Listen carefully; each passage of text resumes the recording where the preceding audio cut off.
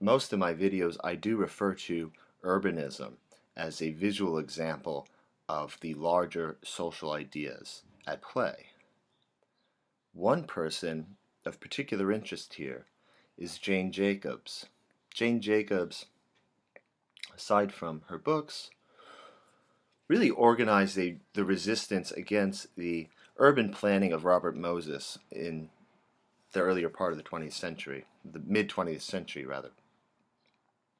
Robert Moses, aside from whatever praise you might give him for the very real advancements with technology and urban planning and the automobile, he would have transformed Manhattan into this anonymous place where highways were going from Long Island through Manhattan into New Jersey and up and through Greenwich Village. And it was Jane Jacobs who organized resistance against this. And she had a very coherent idea as to how a city ought to be, what a healthy city was like.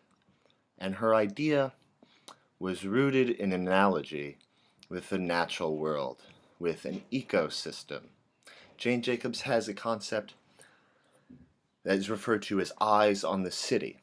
So basically, for Jane Jacobs, you needed a diversity in a city where there was residential uses, commercial uses, parks, all together. They had to be in close proximity to each other for people to be inhabiting the city at all times, in which case they survey the city at all times, hence eyes on the city.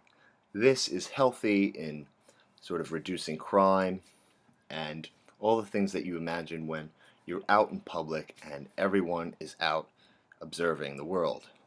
So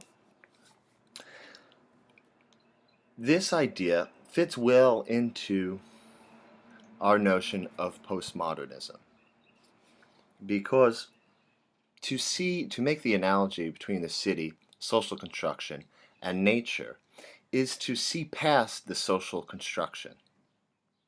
By social construction, I mean the utilitarian uses of the objects around us, the functional use of our streets, our sidewalks, and so on. Jane Jacobs is kind of looking at the city as an ecosystem. In her book, Death and Life of Great American Cities, Jane Jacobs really lays out these ideas in a persuasive way, where she's referring to different cities in the United States, different neighborhoods within these cities that have either improved or degenerated based on how well they achieve this condition of mutual cooperative surveillance and the sense of community that arises from this.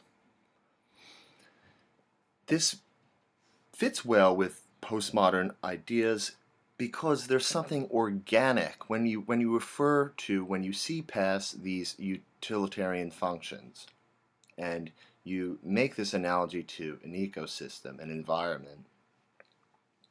You are referring to something organic. And when you refer to something organic, you're kind of touching upon something that all human beings share. And this addresses the very problem of postmodernism, which is that postmodernism has rendered traditional ideologies invalid. And since they have become invalid, we're not rooted in a sense of membership or sense of belonging that comes with a singular ideology and singular set of values that traditional cultures, traditional cities exhibited. So since that has been undermined, the whatever Christian way of life you might want to say has been undermined by the pluralism of the postmodern world, you're struggling to find this common denominator that you share with everyone around you. And the easiest way to do that is to see the world around you in its sort of natural state, to see past this distinction between the man-made and natural, to understand that the human species is governed under these systems where we can see the artificial world as an extension of our nature, and in such a way that it becomes natural.